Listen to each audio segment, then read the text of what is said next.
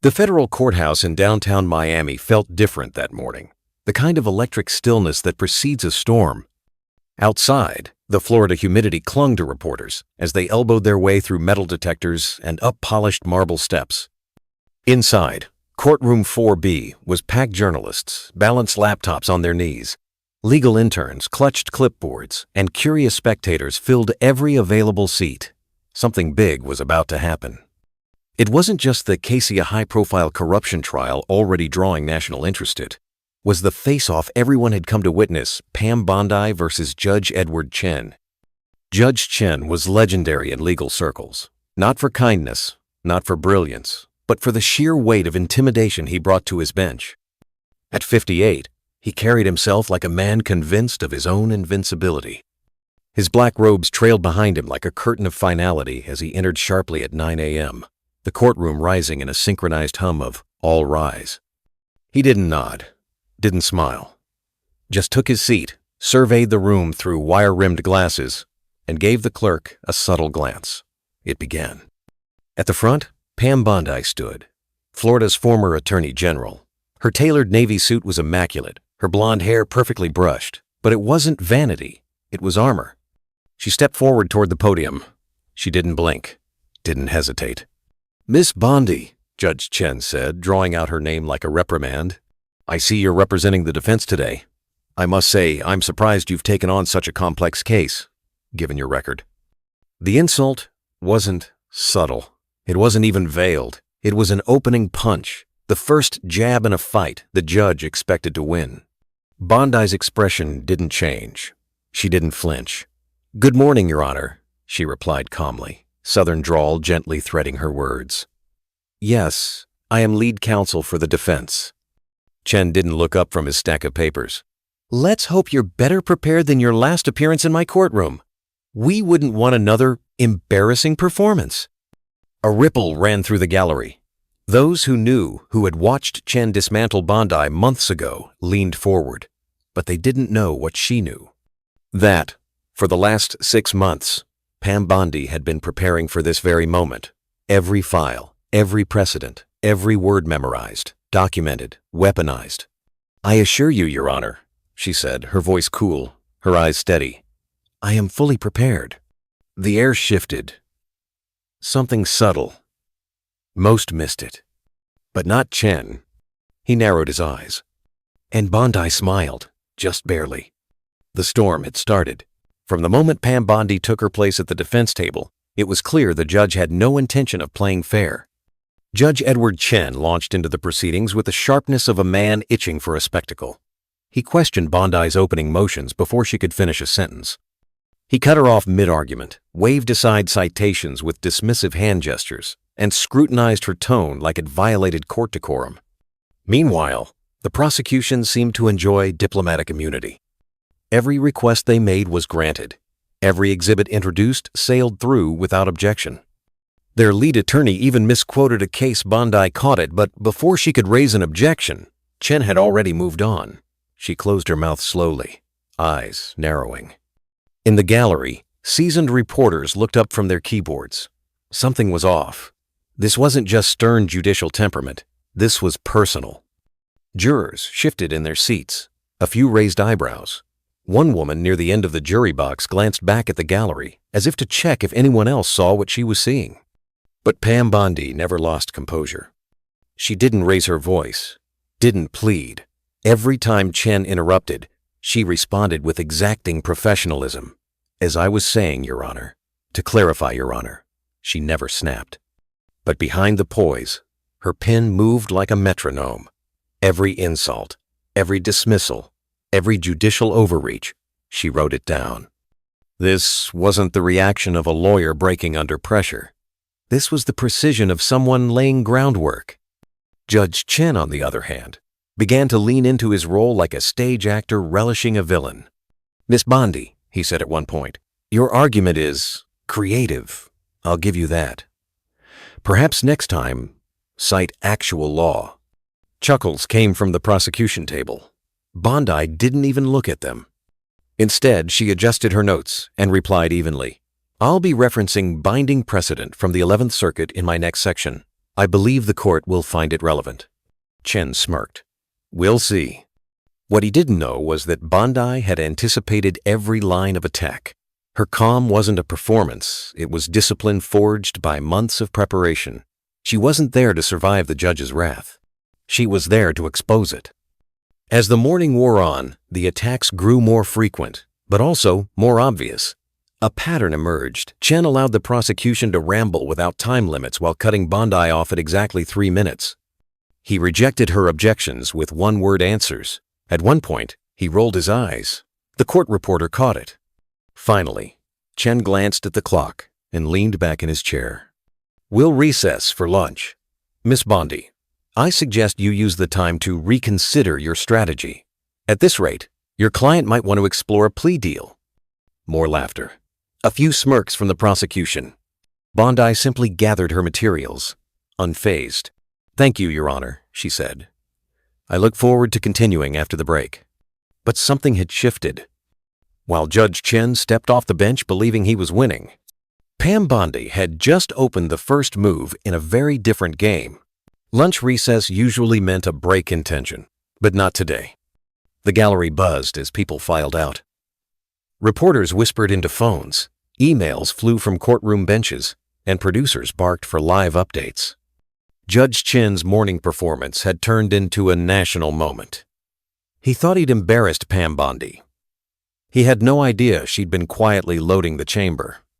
As Bondi packed up her files, her co-counsel, an older man with a quiet demeanor and sharp instincts, slid a sealed manila folder onto their table. The seal bore the faint insignia of a federal agency. It hadn't been there that morning. No one noticed. At the back of the courtroom, just before the doors swung shut for recess, a tall woman in a tailored black suit slipped into the last row. A Department of Justice badge swung from a lanyard around her neck, barely visible beneath her blazer. She didn't take notes. She simply watched. Outside in the corridor, the prosecution team celebrated quietly, believing Bondi had been flustered into retreat. One whispered, "She'll fold before this is over." Another smirked. "Chen's practically doing our job for us." But inside the defense conference room, Pam Bondi didn't eat. She stood by the window, reviewing her notes from the morning with intense precision. Her co-counsel opened the sealed folder. Inside, transcripts, bank records, surveillance, photos, all tied to one name: Judge Edward Chen. "We move after the second interruption," Bondi said calmly. "Not before. Let him walk straight into it." Her co-counsel nodded. "He won't see it coming. He's not supposed to." Back in the courtroom, the mood subtly shifted. The press gallery was now over capacity. Word had spread during lunch Bondi was standing her ground. Some were there for the drama. Others had started sensing something bigger. Judge Chen re-entered at 1:31 p.m. sharp, robes swishing, gavel in hand. But something was different. His tone remained dismissive. "Miss Bondi, I've reviewed your filings during the break. I must say, they're inventive." The prosecution chuckled. "Please, enlighten us with your latest interpretation of legal precedent." Bondi rose, calm as ever. "Of course, Your Honor. As I was saying before recess, the ruling in Harrison v. Miller supports—" "Harrison v. Miller?" Chen cut in, mocking her. "That decision was nullified by the 11th Circuit just last year. Surely even a former attorney general knows that." He was wrong. The case he meant was Harris versus Millbrook, entirely different. Bondi didn't flinch. She simply paused. "Your Honor, if I may direct the court to page 17 of our supplementary brief, the distinction between the cases is clearly outlined." Chen waved his hand. "I've been on this bench for 22 years, Miss Bondi. I don't need a refresher." But in the jury box, two jurors exchanged looks. The error had landed, and so had his tone. At the back of the courtroom, the DOJ official finally began writing. Judge Chen didn't notice. Pam Bondi did. And she didn't stop him. Because now, the real trial was about to begin. The afternoon session resumed, but it didn't feel like the same courtroom anymore. Judge Chen returned to the bench with theatrical flair, his robe flaring behind him like a cape. His voice had lost none of its sting. In fact, it carried a new edge, sharp, almost gleeful. If anything, The morning's tension had energized him. He leaned forward, eyes fixed on Bondi. "Miss Bondi, I trust you've taken the lunch hour to rework your defense into something coherent." Snickers again from the prosecution. The room was still unbalanced, but only on the surface. Pam Bondi rose, calm, collected. Her voice didn't waver. "Yes, Your Honor. I'd like to continue by elaborating on our earlier reference to Harrison versus Miller and the court's misinterpretation of its relevance." Chen cut her off instantly. "We've been over this. That case is irrelevant, and frankly, it's concerning that you continue to rely on outdated precedent." Bondi remained unfazed. "Respectfully, Your Honor, the case is neither outdated nor irrelevant. It was cited accurately and is still considered valid under current 11th Circuit interpretation." Chen scoffed. "Perhaps in Florida, legal standards are looser than in my courtroom, but I expect real arguments, not charm and recycled headlines." The prosecution smirked. But in the jury box, that smirk didn't land. One juror, retired schoolteacher, crossed her arms. Another tapped his pen slowly, his expression unreadable. They had heard enough sarcasm. What they wanted now was substance. Bondi simply nodded and turned to her files. "Then let's proceed to the court's record," she said. She retrieved a yellow notepad, worn but orderly, and lifted her gaze toward the bench. "Your Honor, I would like to formally request that the court acknowledge and include, in the official transcript, a series of procedural discrepancies observed throughout today's session." Chen looked up, annoyed. "Excuse me?" "I am requesting," she said again, "that my objection to the tone and procedural conduct of the court be recorded in the transcript." A few heads turned. That was a line rarely crossed, calling out the judge's conduct directly. "You may note whatever you wish," Chen snapped. "It won't change the weakness of your case." More chuckles from the gallery.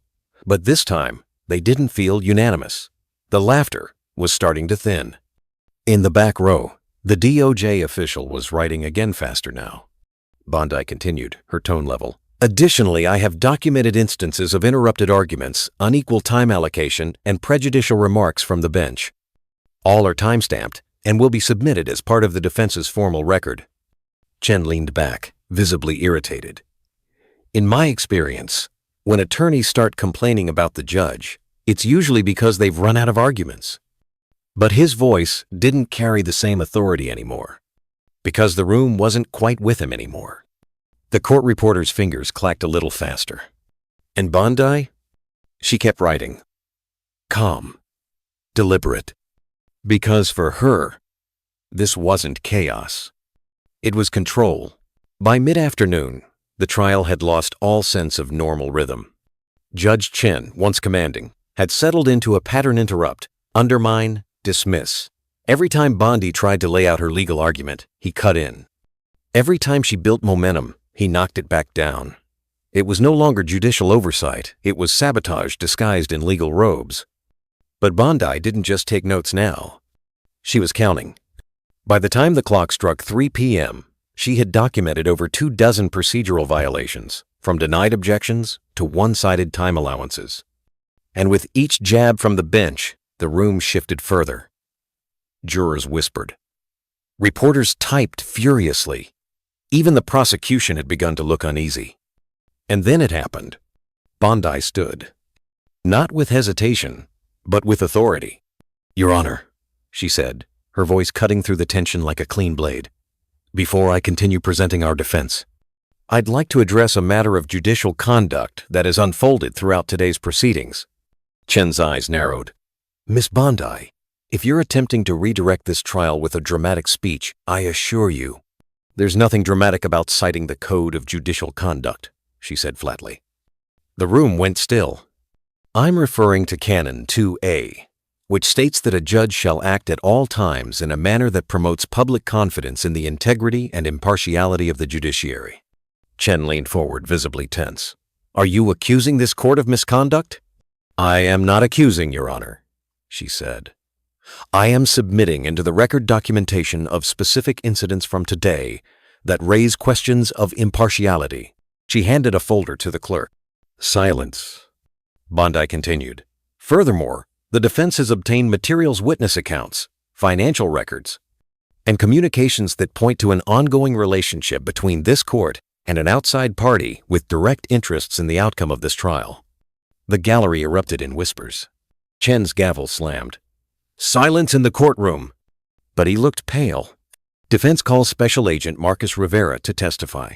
Bondi said, "He is prepared to present surveillance records, confirming multiple undisclosed meetings between Your Honor and Mr. Maxwell Harrington, CEO of Gulfstream Industries." The prosecution's lead attorney jerked upright. "Your Honor, we have no knowledge of this witness." Bondi didn't turn. She addressed the court directly. "We've also obtained transcripts of recorded conversations. In one, Your Honor stated, and I quote, 'We need to ensure the right outcome in this trial.'" Gasps. The DOJ observer stood from the back row. Chen's hand hovered over the gavel. Bondi stepped closer. Calm, clear. "Additionally, we have evidence of large deposits made to an offshore account associated with Your Honor Reach, one appearing within 48 hours of a key ruling in favor of Gulfstream or its subsidiaries." The judge froze. The gavel stayed in the air. This wasn't theater anymore. It was exposure. And for the first time that day, it was Judge Chen who didn't have the words. For a long moment, the courtroom was frozen in place, like a photograph mid-shutter. Judge Chen's hand hovered above the gavel, but he didn't move. He couldn't. His face had gone from flushed to pale, a slow drain of color as Bondi's words echoed in the room like a siren. Financial records, offshore deposits, recorded conversations. It was no longer just uncomfortable. It was criminal. Bondi didn't back down. "We have verified documentation of 7 private meetings between Your Honor and Mr. Harrington over the past 9 months, she said calmly. 3 of which took place just days before key rulings, each ruling directly benefiting Gulfstream Industries. The prosecution team looked stunned. Lead prosecutor James Moretti stood. "Your Honor, the government was not informed of any of this. We request an immediate sidebar with DOJ representation." From the back of the courtroom, 2 additional individuals entered. They wore dark suits and carried nothing but presence. Subtle earpieces curled from their collars. The kind of presence that didn't need introductions. The gallery shifted uneasily. Judge Chen remained motionless as the clerk distributed copies of the evidence to both legal teams and the bench. Pam Bondi's voice remained steady. "These financial transactions were confirmed through a subpoena to 3 international banks. Deposits totaling nearly $1.2 million have been traced to accounts connected to shell companies with direct ties to Your Honor." A soft gasp rippled through the juror box. One juror covered his mouth. Another simply stared, shaking his head slowly. The prosecution's side was no longer smug. They were silent. Then Bondi turned to her co-counsel, who activated a laptop already wired into the court's display screen. An email appeared, then another, and another, each one dated, sourced, and stamped through federal warrants. "Exhibits D through J," Bondi said, her tone crisp. "Email threads showing Your Honor's communications with Mr. Harrington's office. Discussions about court scheduling, pre-ruling exchanges, and most notably the phrase, 'This one needs to go the right way.'" The judge flinched. From her place near the exit, the Department of Justice observer stood and moved forward, now joined by yet another federal agent. Together, they took position behind the prosecution table. The weight of their presence spoke louder than any objection. Chen finally managed to speak, though his voice had thinned. "These are outrageous, fabricated." Bondi didn't blink. "They are not. And every document you see here has been independently authenticated by the FBI's forensic labs. We have voice analysis, transaction trails, and secure witness testimonial prepared to present under oath." She nodded toward the sealed envelope in the clerk's hands. "That envelope," she added, "contains a formal DOJ request to suspend these proceedings pending a full investigation into judicial misconduct." Judge Chen stared at it like it might explode. And, in a way, it already had. The courtroom wasn't a courtroom anymore. It was a crime scene. And the judge was no longer just the judge. He was the accused. Judge Chen didn't speak. Not right away. He stared at the envelope in front of him like it was radioactive. His hands, once firm and theatrical, now trembled slightly. The same gavel he had wielded so confidently that morning sat untouched. Across the room, every eye was on him, but the power he once commanded had already slipped away. Pam Bondi didn't gloat. She didn't need to. She stood with quiet control, the kind that made clear this wasn't vengeance, it was justice. Her voice broke the silence. Your Honor, we respectfully request a ruling that the evidence introduced be secured by federal marshals for the duration of this recess. It was subtle, but it said everything. She didn't trust him. Chen's eyes flicked toward the DOJ officials at the rear of the courtroom. He hesitated for half a breath, then gave a stiff nod. So ordered.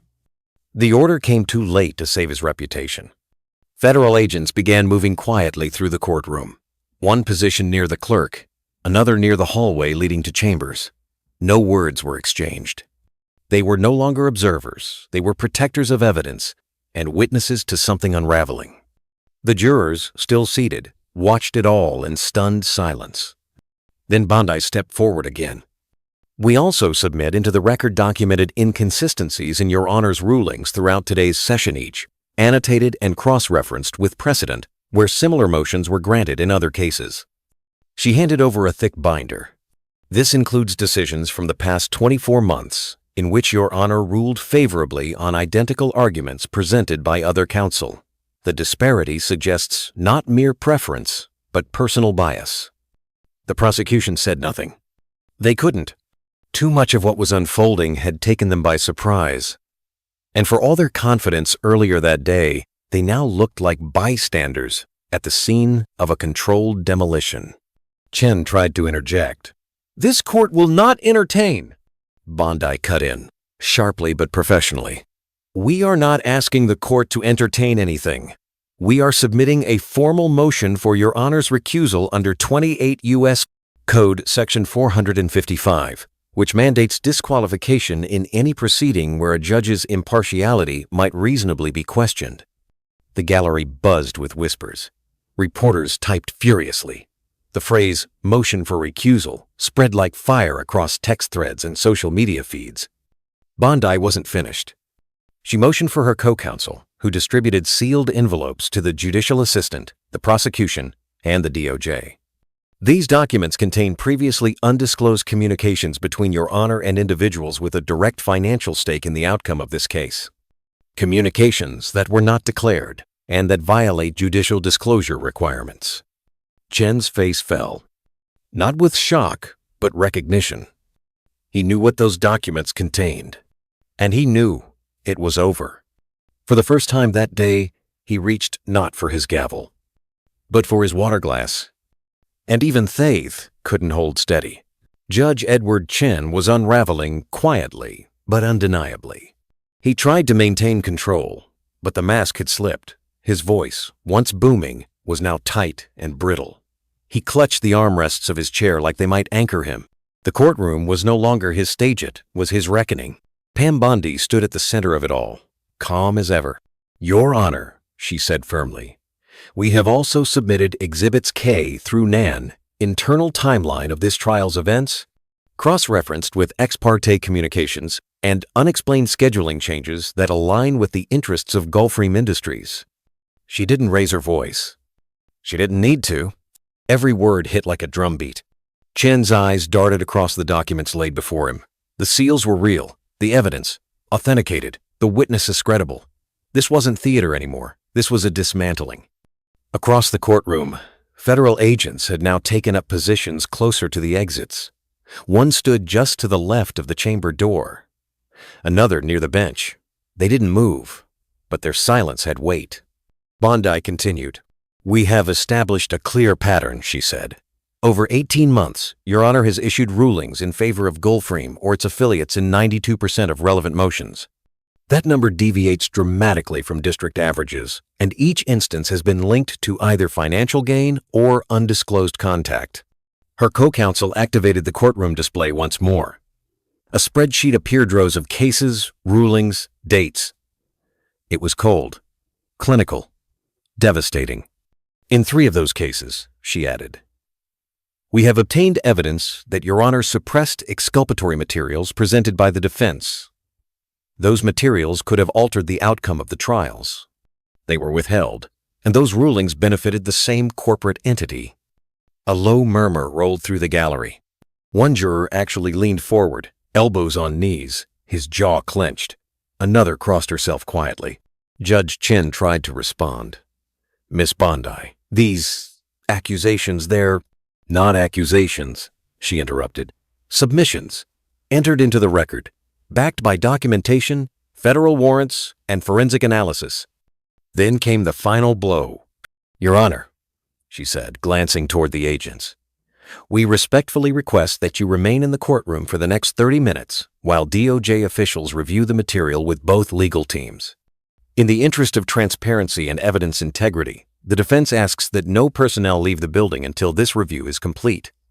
It wasn't a request. It was a warning. And Judge Chen knew it. He looked out over the courtroom at the reporters, the jury, the officers, now standing slightly straighter. He tried to lift the gavel again. His hand trembled. "This court will recess for 30 minutes, he said at last, voice dry as paper. "All evidence will remain secured." He rose from the bench, but no one looked away this time, because every person in that courtroom knew he wasn't coming back the same. The 30-minute recess stretched into 52. Inside the courtroom, no one left. No one even shifted. Every lawyer, every juror, every journalist stayed rooted in place, waiting, watching, whispering. The gallery buzzed with quiet speculation, the kind that travels like electricity just beneath the surface. The judge had disappeared behind the heavy wooden doors to his chambers. But this wasn't rest. This was unraveling. Pam Bondi remained at the defense table, her team huddled close, reviewing documents in silence. Across the aisle, the prosecution looked rattled. Gone were the smirks and offhand remarks. In their place was a quiet tension, the realization that they had been sharing a courtroom with a man now under federal scrutiny. Outside, a storm of its own brewed. News vans lined the courthouse steps. Reporters, tipped off mid-afternoon, swarmed the building. Security guards had to hold back crowds of curious onlookers and national media rushing to capture what was quickly becoming the legal story of the year. Then, just before the hour mark, movement. The side door of the courtroom opened, not the judge's entrance, but the public one. In walked a woman in a charcoal gray suit, flanked by 2 U.S. Marshals. Her badge identified her as Deputy Director Lauren Vasquez of the DOJ's Public Integrity Section. She walked to the front of the room, her heels echoing like hammer strikes. The courtroom fell silent. Vasquez's voice was measured, but clear. "Ladies and gentlemen, I am here to inform you that Judge Edward Chen has been detained by federal authorities pending formal charges." Gasps, audible, real, including judicial corruption, obstruction of justice, bribery, and racketeering under federal law. The gallery erupted. Several reporters bolted for the exit, shouting updates into their phones. Jurors sat stunned, some with mouths open, others shaking their heads slowly, as if waking up from a bad dream. Pam Bondi didn't react. She remained standing, hands clasped calmly in front of her. Vasquez waited for silence to return, then continued. "By order of the Chief Judge of the 11th Circuit Court of Appeals, these proceedings are suspended. A new judge will be assigned, and all past rulings issued by Judge Chen in the last 5 years are now under formal review." She turned toward the jury box. "You are all dismissed with the thanks of the court. You may be recalled once proceedings resume under new judicial oversight." Jurors began filing out, casting sidelong glances at Bondisome in disbelief, some in admiration. Vasquez walked to the defense table. "Miss Bondi, we understand your team possesses additional documentation relevant to our investigation." "Yes," Bondi replied quietly. 17 cases. Each one shows a pattern." "We'll take full cooperation," Vasquez said. From the rear of the courtroom, a door opened again. And this time, it was Judge Edward Chen, flanked by 2 U.S. Marshals. Wrists in steel cuffs, eyes blank with disbelief. The man who began the day commanding the room was now the one being escorted out of it. The courtroom was no longer just a courtroom. It had become a symbol of collapse, of accountability, and of something rare in public life, a full-circle reckoning. Judge Edward Chen stood between 2 U.S. Marshals. wrists bound in stainless steel cuffs that glinted under the harsh fluorescent lights. His suit jacket sagged. His shoulders slumped. He looked nothing like the imperious figure who had once towered from the bench. Now he looked small. As he was escorted through the side exitone reserved for defendants, every camera in the gallery captured the moment. Outside the courthouse, the world was watching. Dozens of reporters lined the steps. Boom mics reached forward like metal fingers. News anchors narrated in real time. Flashbulbs lit up the gray Florida sky. The street was lined with news vans, protesters, law students, retired judges, and curious locals who'd heard what had unfolded inside. Then the doors opened, and Pam Bondi walked out. She didn't hold a press conference. She didn't wave or grandstand. She simply walked down the steps with her co-counsel beside her, her leather folio tucked beneath one arm, her eyes focused. Reporters surged forward. "Miss Bondi, did you know Judge Chen would be arrested today? Was this part of a planned sting? Will you be taking this case forward, under a new judge?" She didn't answer at first. Then she paused, turned to the cameras, and spoke just one sentence. "All we did was bring the truth to light." That was all. No more, no less. Inside the courthouse, the Department of Justice officials continued their quiet work. Boxes of evidence were secured, witnesses prepared for formal interviews. And an emergency audit of the past 5 years of rulings had already begun.